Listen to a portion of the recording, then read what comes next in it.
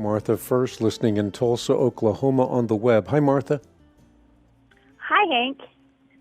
Hi. So I have a question. My daughter has been witnessing to a friend of hers that has no Christian background at all, and the person is genuinely seeking for answers. And the one question that she cannot seem to get just an answer to satisfy this person is, what happens to people who have never had a chance to hear the gospel at all when they die? That seems to be the one thing that keeps hanging this person up with Christianity, that they would immediately go to hell without a chance of salvation. Of course, I've been talking to my daughter and giving her my answers, but they don't seem to be working.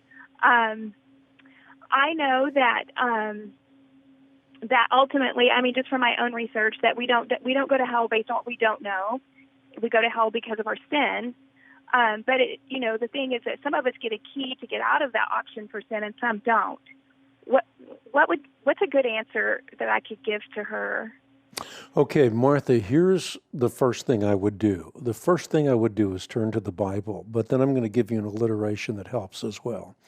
The first thing I would point you to is Acts chapter 17, because here Paul is making an argument.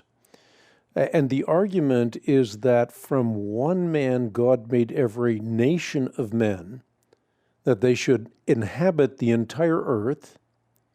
He determined the exact times and places that they would live. And he did that so that men might reach out for him and find him, though he is not far from each one of us. So in essence, what Paul is saying is that everyone is placed in a position to know. Now, how can Paul say that? Well, he can say that because all of us have the light of creation. In other words, when you look at the sun, the moon, and the stars, you know that there is a creator. The heavens declare the glory of God.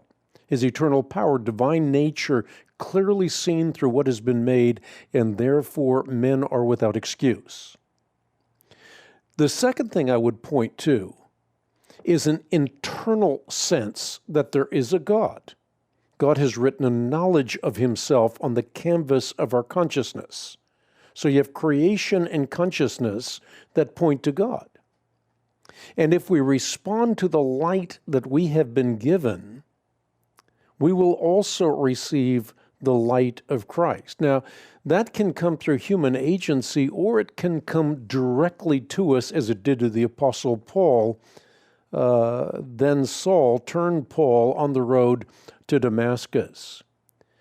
Now, a further answer to this question, Martha, is that it is not the absence of truth that damns.